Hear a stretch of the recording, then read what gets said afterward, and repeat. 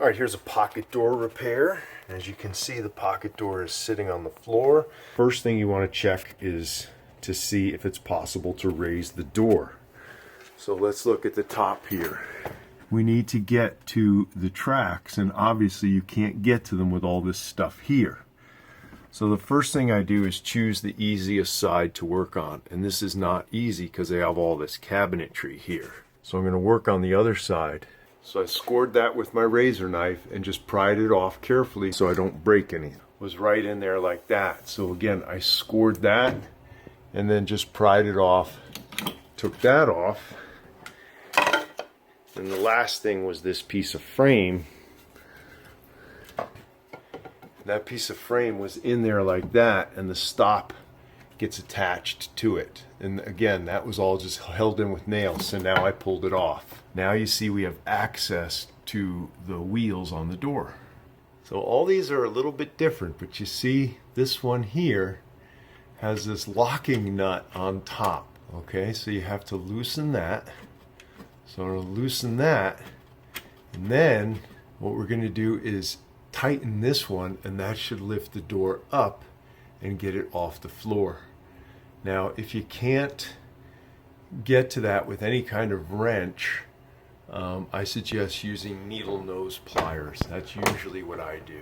And when you're doing this, it's easiest if you can get the pressure off the door. You can stick a little wedge under there.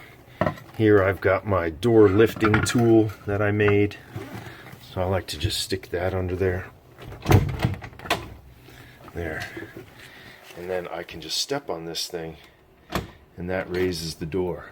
So see, look, as I step on it, it just raises the door and takes the pressure off that, and then I can turn this thing very easily to tighten it. Okay, so now you see how much I've raised that up. When I let go of my foot down here, that door should not hit the ground. See? Now this thing should slide out. See? I've raised it up almost a 1/4 inch. So now let's see if it goes. Look at that. No more touching. There's still some sort of issue with the door. It's not sliding well, so I'm going to take a look at that, but at least I solved the height issue and I don't have to take the door off and trim it. Now here I am on the other side of the door. Since we raised this side only, that makes the door go like that.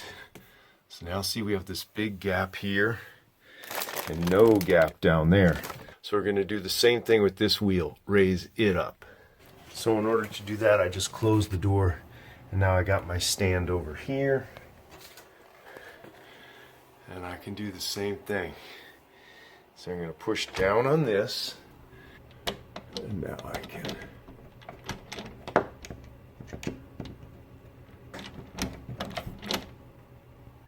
okay, now with that raised up, I can just kind of eye it up and I can see it's more level. So let's take a look on the other side.